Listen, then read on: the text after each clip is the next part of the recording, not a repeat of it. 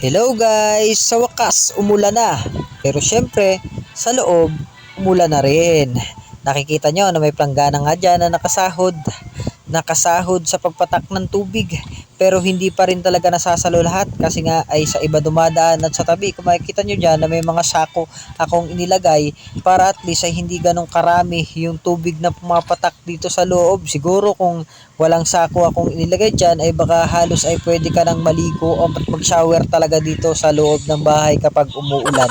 Bali hindi na nga bago sa amin yan kasi napakatagal na ganyan yung aming ginagawa dito sa loob na bahay kapag umuulan. At kapag makikita nyo rito sa labas ay talagang baha na. Bali kunting ulan nga lang na medyo malakas-lakas na dire-diretso ay talagang bumabaha dito sa lugar namin. Kaya hindi na kami nabago at sanay na kami dito sa ganito panahon kapag umuulan. Pero kapag umuulan lang naman yon, syempre, ay paano kung isang taong umuulan, di isang taon din ganito ang aming gagawin.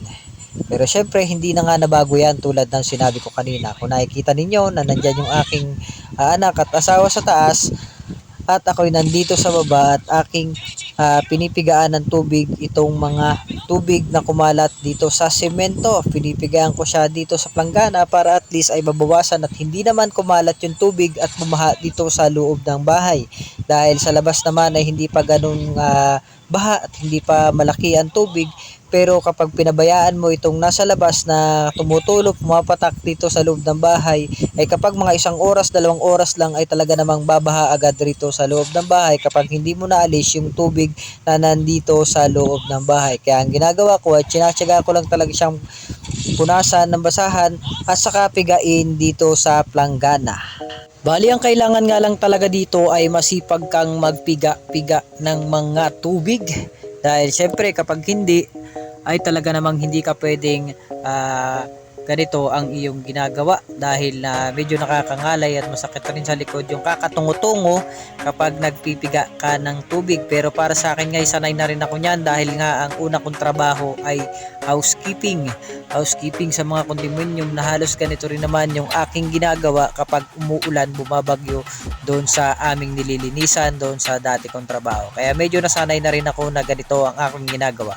Pero ngayon ay medyo nanibago nga ako kasi nga ay ang tagal na nga ng tag-init tapos ngayon ay biglang uulan tapos ay ngayon ko lang uli nagawa yung ganitong ginagawa ko dito sa loob ng bahay. Yan na nga, bali medyo patapos na nga ako dyan sa ginagawa ko at kunti na lang yung tubig na umaagos dito sa loob ng bahay. Tapos yan, kung makikita ninyo ay kinakadlo ko na sa planggana yung tubig at aking tinatabo at tinatapon sa labas para naman mabawasan yung nasa loob ng planggana at hindi mapuno at hindi umawas at hindi bumaha dito sa loob ng bahay.